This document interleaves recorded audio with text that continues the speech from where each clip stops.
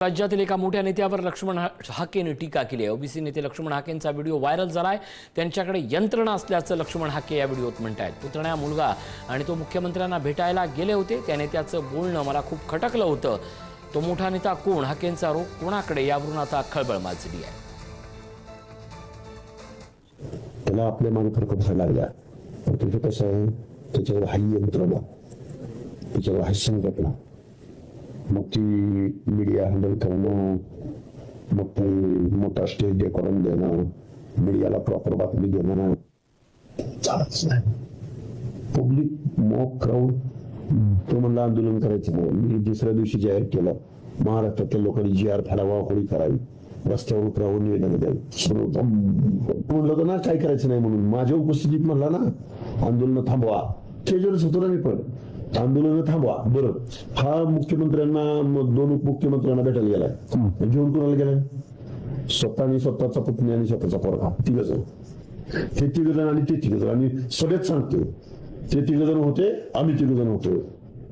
लय मला खटकलं होतं ते वाक्य, पण ते जाऊ दे म्हणजे आपल्याला सॉफ्ट करणार फक्त, म्हणजे मला असा अंदाज आहे सॉफ्ट करणार आपल्याला राहू शकते देवेंद्र फडणवीस, पंकजा मुंडे आणि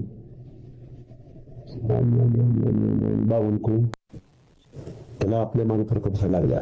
पण तुझं कसं आहे, त्याच्यावर हाई यंत्रणा, त्याच्यावर हाय संघटना, मग ती मीडिया। आपण या संदर्भात अधिक चर्चा करूयात। आपल्यासोबत स्वतः लक्ष्मण हाके आहेत। हाकेजी, स्वागत आपलं पुढारी न्यूजमध्ये। एक आपला व्हिडिओ व्हायरल होतोय, सोशल मीडियावर फिरतोय। यामध्ये राज्यातील एका मोठ्या नेत्यावर आपण टीका करताना दिसतंय। या व्हिडिओ मागचं सत्य नेमकं काय? हे बघा, मी कुठल्या नेत्यावर टीका वगैरे करत नाही। जर करत असेल तर तो पूर्ण व्हिडिओ दाखवा, मग त्यावर मला सविस्तर प्रतिक्रिया देता येईल। मुळात असं आहे की लक्ष्मण हाकेला बदनाम कसं करायचं, लक्ष्मण हाकेला डॅमेज कसं करायचं। मी गेल्या अनेक वर्षापासून या महाराष्ट्रामध्ये ओबीसींचा आवाज बनण्याचा प्रयत्न करतोय, पण आवाज बनत असताना लोकांनी गाड्यावरती दगड टाकली, अडवण्याचा प्रयत्न केला, महिलांना अंगावर सोडलं, पण लक्ष्मण हाके थांबत नाही। याचं शल्य इथल्या लोकांना आहे। त्यामुळे लक्ष्मण हाकेला कुठेतरी डॅमेज करणं हे कुटील कारस्थान आहे। लक्ष्मण हाके कुणाच्या बापाला भिणार नाही, घाबरणार नाही।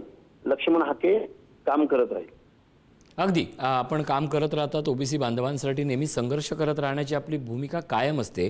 पण या व्हिडिओच्या निमित्तानं काही गोष्टी प्रकर्षानं पुढे येतात। या व्हिडिओच्या बाबत आपण स्वतः माध्यमांसमोर येऊन स्पष्टीकरण देणार आहात का? आणि दुसरी महत्त्वाची गोष्ट, तुमच्यावर विरोधकांनी केलेल्या या सोशल मीडियावर केलेल्या बदनामीबद्दल तुमची काय प्रतिक्रिया आहे? हे बघा, मी एक सांगतो तुम्हाला, व्हिडिओ जर पूर्ण असता तर त्याच्यावर मी प्रतिक्रिया दिली असती। माझी भूमिका महाराष्ट्राला माहिती आहे, तुम्हालाही माहिती आहे। ओबीसींच्या बाजूनं आज रोजी या महाराष्ट्रामध्ये कोणीही भांडताना दिसून येत नाही। ना आमदार बोलायला तयार आहेत, ना मंत्री बोलायला तयार आहेत, ना खासदार बोलायला तयार आहेत, ना सत्ताधारी बोलायला तयार आहेत। मी बोलतोय, भिडतोय, मी रस्त्यावरच्या लढाईत काम करतोय। त्यामुळे लक्ष्मण हाकेला डॅमेज करणं एवढा एकच खोडसाळ प्रयत्न या व्हिडिओच्या माध्यमातून आहे। यापेक्षा जास्त काही महत्व नाही याला। अगदी एक महत्त्वाचा प्रश्न, कारण इथं तुम्ही बोलताना दिसताय, तो व्हिडिओ व्हायरल होतोय आणि त्यातलं महत्त्वाची जी गोष्ट आहे तो म्हणजे तो नेता, त्याचा मुलगा, पुतणा, याच्याबद्दल तुम्ही काही स्पष्टीकरण देणार आहात का? तो नेता कोण? अहो स्पष्टीकरण मी काय बोललो तो पूर्ण व्हिडिओ तर दाखवा, मग देईन स्पष्टीकरण। त्यातून काय प्रतीत होतंय?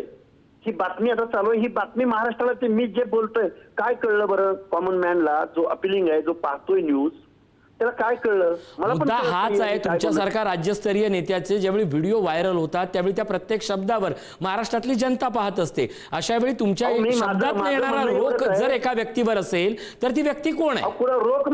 रोख म्हणजे कसं बरं? सांगा बरं, रोख कोणाकडे मग?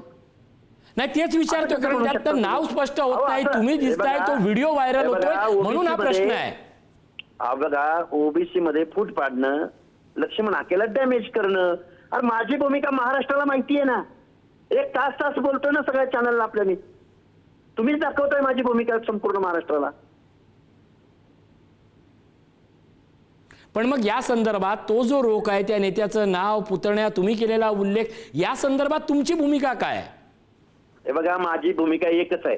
ओबीसीच्या प्रश्नावर लोक बोलत नाहीत, मंत्री बोलत नाहीत, आमदार बोलत नाहीत, विरोधी पक्षनेते बोलत नाहीत, मुख्यमंत्री बोलत नाहीत, उपमुख्यमंत्री बोलत नाहीत। आमचा काही से आहे की नाही या महाराष्ट्रामध्ये? हा आमचा रोख आहे, द्यावं उत्तर सगळ्या लोकांनी। मग या सगळ्या संदर्भात एक छोट्या व्हिडिओचा क्लिप दाखवून व्हायरल करताना, बदनामी करताना तुमच्याकडे त्या संदर्भातला संपूर्ण व्हिडिओ असेल तर तुम्ही तो माध्यमांना देणार आहात का? माझ्याकडे असायचा प्रश्नच येत नाही साहेब. मी आंदोलक आहे. मी काय कॅमेरा लावून बोलतो का सगळ्यांना? माझ्याकडे कसा असेल? माझ्याकडे असता तर मी दिला असता तुम्हाला लगेच. अगदी एक महत्वाचा प्रश्न, तुम्हाला त्या नेत्याचं किंवा त्या मुलाचं, पुतण्याचं कोणाचंच नाव घ्यायचं नाही, एक महत्वाचा प्रश्न विचारतोय. तुमची बदनामी करतंय कोण? माझी बदनामी महाराष्ट्राला माहिती आहे कोण करतंय. वेळोवेळी लोक, गाड्या फोडलेली लोक, जेल भोगणारी लोक आहेत, वेगवेगळी महिला आहेत, वेगवेगळी माणसं आहेत, त्यामध्ये आमदार आहेत, त्याच्या मागे खासदार आहेत, त्याच्या मागे उघड समर्थन करणारे मोठमोठे मराठवाड्यातले नेते आहेत, पश्चिम महाराष्ट्रातले नेते आहेत. मी वेळोवेळी त्यांची जाहीर नावं घेऊन महाराष्ट्राला सांगितलंय. आता नव्यानं सांगतो प्रेस घेऊन. म्हणजे तुम्ही प्रेस घेऊन ही नावं सांगणार आहात का की तुमच्या हे बदनामीचं पुन्हा एकदा षडयंत्र आता निर्माण होतंय? षडयंत्रच आहे. महाराष्ट्रामध्ये लक्ष्मण हाकेंनी फिरू नये हे षडयंत्र आहे महाराष्ट्रामध्ये. पण या सगळ्यात अशा षडयंत्राच्या बाबतीतली नावं समोर न येण्याचा जो मागील काही काळातला बसलेला राजकीय फटका, हे देखील एक महत्वाची भूमिका आहे ना. यावेळी देखील अशा षडयंत्राच्या बाबतीत तुमचं मौन हे तुमच्या विरोधकांना पाठबळ देणार आहे का, असं नाही का वाटत? माझं काहीही मौन नाही. मी थेट भेटणारा, लढणारा कार्यकर्ता आहे. नाव घ्यायला मी काही कमी जास्त करत नाही.